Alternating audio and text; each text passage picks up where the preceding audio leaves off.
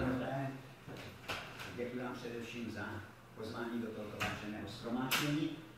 Já jsem Ladislav Burgert, pracuji na Ústavu chemie a technologie makronukleárních látek, zaměření textilní chemie a vlákna. Chci připomenout, že toto zaměření nebo tato specializace byla také jednou z prvních, které byly vyučovány, když založili roku 1805 v Praze Vysoké učení technické, tak kromě právě toho skla a metalurgie tam byla také vyučována textilní chemie.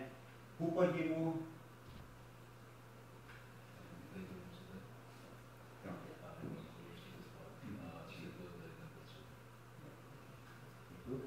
přestože tedy se zabýváme, nebo svět se zabývá, Evropa se zabývá tou textilní chemií a vlákny už více než 200 let, vlastně se nám nepodařilo nějak solidně vyřešit otázku zvlátňování nejvíce rozšířeného biopolymeru na Zemi, tedy je celulóza. Vy asi mě namítnete, že tedy dnes se vyrábějí vlákna z regenerované celulózy, také nazýváme ji serovouhlíkovým postupem, anebo používáme jako rozpouštědlo N-metylmorpholin N-oxid, ale protože ten druhý postup používají všude asi 2 firmy ve světě, tak se zdá, že to také není to pravé, co bychom měli nějak dále rozvíjet. Či jinak řečeno, zvlátňování celulózy ještě čeká na nějaké elegantní řešení. Vy taky namítnete, jestli se bavlna čemus nějak převrcávat dřevo nebo celulózu. To pěstování bavlny je v řadě zemí, kde se ta bavlna produkuje, jaksi spojeno s takovými problémy, především znečišťováním toho mála vody, které tam je a které by jinak bylo potřeba k obživě obyvatelstva nebo pěstování obilí a jiných plodin. Či ta voda se znečišťuje hnojivy a různými pesticidy, herbicidy, takže můžeme bohužel považovat to pěstování bavlny v mnoha oblastech za zločin proti lidskosti. Proto bychom, abychom si trochu jaksi uklidnili svědomí, rádi, jak si přijali nabídku producenta hyaluronové kyseliny, kterými firma Contipro, dokonce v Pardubickém kraji, to ní Dobrouči, abychom se tedy pokusili zvlátnit tento zajímavý jistě biopolymer. Když se na něho podíváme, tak z hlediska makronukleární chemie, a to, co taky dodnes víme nějak o zvlátňování, tak vlastně nic nestojí v cestě tento biopolymer zvlátňovat, protože se jedná o lineární, nerozvětvený, nezesitněný polymer bez objemných postranních skupin. Či tento předpoklad se nám tak nějak víceméně podařilo naplnit, skutečně to zvlátňování bylo, nebo ty pokusy byly jaksi korunovány úspěchem a nakonec se to rozešlo do takových nějakou směrů. To znamená, ten jeden směr je vlastně výroba jakéhosi formálně nekonečného vlákna, to znamená charakteru třeba hedvábí nebo, mohli bychom asi spíše říci, hrubšího monofilu. Jehož mechanické vlastnosti lze srovnat právě s oním vláknem z regenerované celulózy, to znamená pevnost, to má nějak kolem asi 2 cm na decibexter, to je textilácké označování, ale je to v podstatě vlákno, které z hlediska svých mechanických vlastností je schopné nějakého dalšího textilního zpracování, to znamená buď to pletařským nebo kalcerským postupem, vyrobit z něho nějakou plošnou textilí. Jinak totiž, to jsem možná měl také připomenout, ta kyselina hyaluronová, protože to je produkt našeho vlastního organismu, každý z nás má asi 15 gramů kyseliny hyaluronové v sobě, tak se zdá, že to je tedy látka, která tomu organismu neškodí, samozřejmě nezískává se ani ne z lidských těl, do jejich zbytků, dokonce dneska už většinou ani ne z jiných jaksi živočišných materiálů, jsou takzvané fermentační postupy a ty textilie by měly sloužit tedy zaprvé jako krytí ran vnitřních i vnějších ran a také jaksi nosič eventuálně nějakých biologicky aktivních látek, které by, řekněme, to hojení ran nějakým způsobem podporovaly. Tady je taková pracovní křivka vláken vyrobených suchomokrým způsobem, to nebudu nějak detailně rozepisovat tady. Je to samozřejmě jeden z těch prvních pokusů, které jaksi vyšly. A jinak také připomínám, že tento způsob, tedy zvlátňování kyseliny hyaluronové, je dneska dále rozpracováván a do nějaké průmyslové výroby zvolna uváděn právě v oné firmě Contipro do Dobrouči. Takhle nějak vypadá, řekněme, textilie, kterou jsem utkal na malém dětském dělším stavu. A takhle zase vypadá textilie, nebo lépe řečeno pališkovaná krajka, kterou vyrobila sekretářka konfitu. Na tom je vidět, že v podstatě je to vlákno, které je možno nějakým způsobem ohýbač, napojovač, uzly a podobně. No, ten druhý směr, tady jsme tady dostali nějaký patent na ta hedvábnická vlákna, a ten druhý postup, který se mi dokonce zdá takový nějaký elegantnější a jako i z mnoha hledisek jaksi pohodlnější třeba pro přípravu malých vzorků, ale to neznamená, že by, doufám, že překročí jaksi tento způsob vlákňování, jaksi i meze laboratorního prozatím, laboratorní výroby, je tedy krytý rán ze staplových mikrovláken, jak řečeno. Ta vlákna můžeme také připravovat ve formě staplových mikrovláken. Tady pan kolega řekl, že to jsou nanovlákna, no a země při plše drzosti bychom to mohli označit jako nanovlákna, ale my se držíme označení, že jsou to staplová mikrovlákna a výhodou, řekněme, těchto staplových mikrovláken ve vztahu nebo ve srovnání s klasickými nanovlákny je skutečnost, že ty vrstvy mají určitou pevnost, že mohou být samonosné, tak jak se například tady můžete přesvědčit. Čítajte si na halonová, myslím si nějakým dalším přidatým, co se jmenuje nějakých ionů. Kromě té kyseliny halonové jsme také svého času byli vyzváni k tomu, abychom se pokusili do těchto staplových mikrovláken zpracovat zvláštní polysachary, který se nachází některé podhoubí, je to tzv.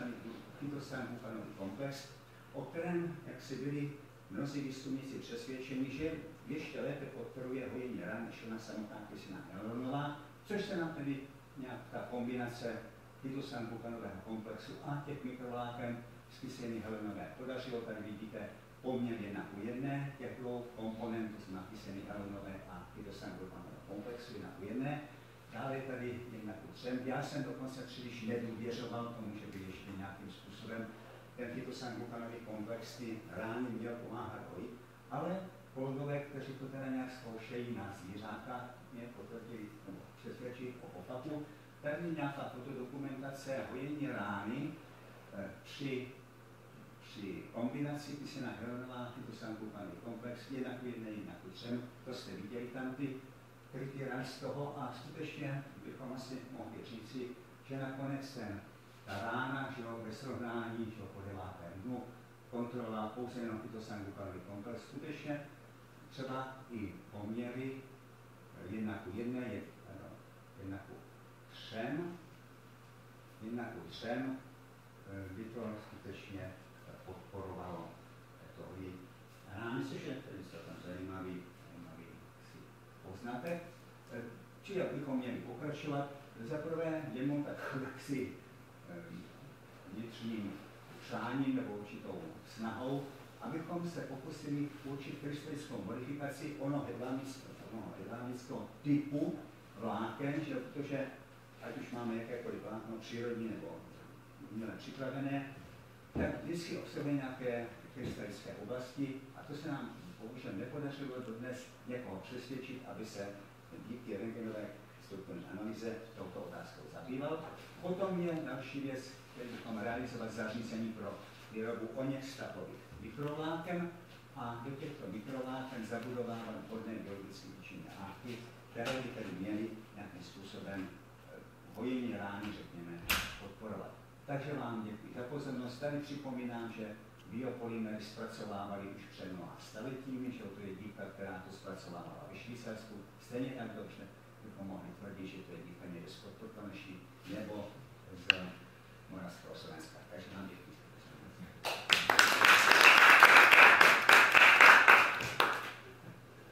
Výborně, takže máme prostor pro diskuzi.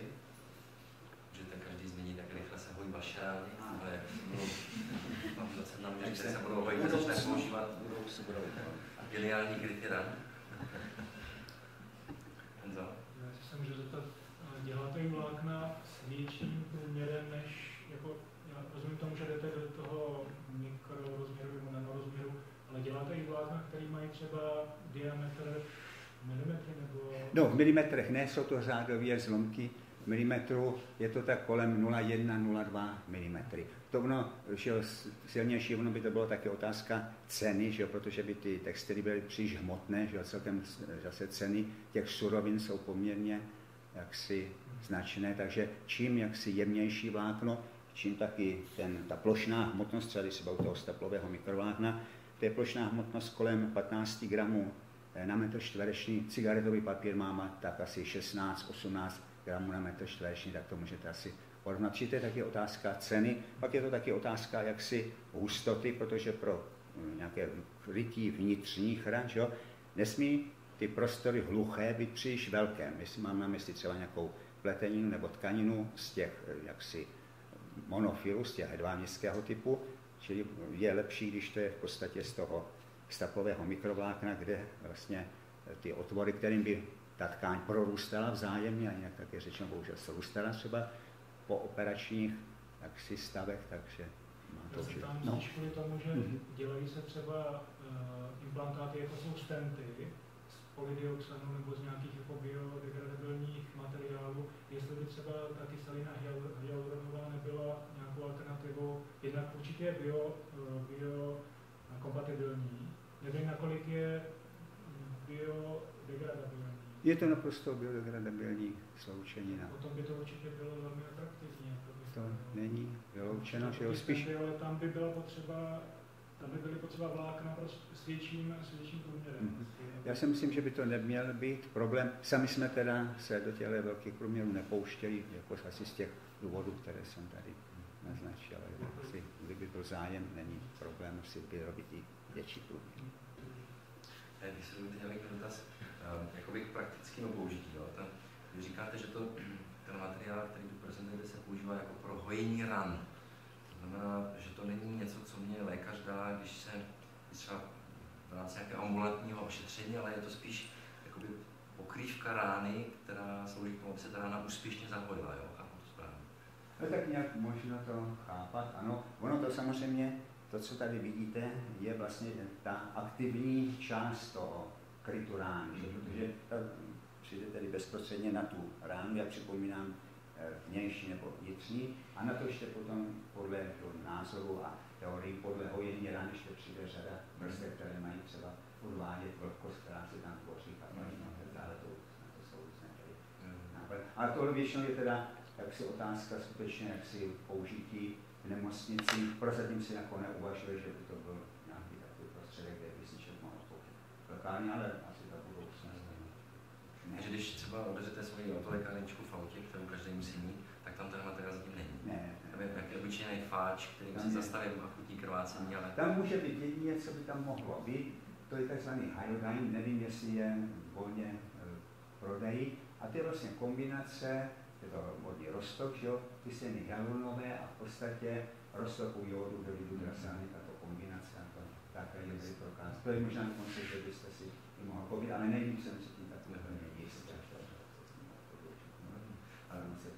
Jestli dovolíte, měl bych ještě jeden dotaz takový aplikačně zaměřený, protože sedíme v zasedací místnosti Centru transfera technologií.